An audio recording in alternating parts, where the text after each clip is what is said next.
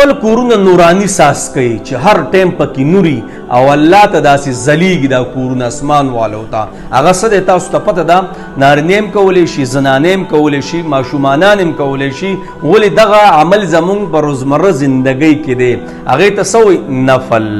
محمد رسول الله صلی الله علیه وسلم فرمایي مونځ نفل دا نور دی، نور. په دې سره خپل کورونه نورانی کوي، نورانی.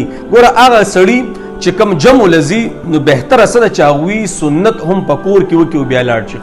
بهتره دا ده چې سنت کور کې وکړي او بیا فرض مونږ له څه وشي، جمع له لاړ شي او وختي لاړ شي او انتظار په جمعات کې وکړي. دغه عبادت دی. نو جنابو شپه کې ورځ کې کم سے کم نفل نبی علیہ السلام فرمایي د خپل کورونو نه به مقبرې نه سازوي، ادرې به دې سازوي نه، ځکه په دغو ځایونو کې اکثر جنات دي.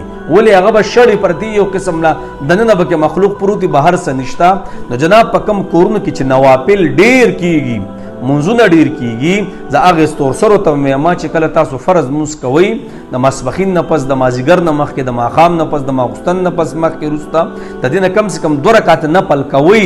په دې کې به ستاسو اولاد کې هم برکت وي، ستاسو په کورونو کې به هم برکت وي او ستاسو کورونو کې به نوري نور. نن ولې زما او ستا کورونه د جګړې شکار شوي دي؟ جناب نور پکې نشته، ټولې بېدینۍ زموږ کورونو ته راغلي.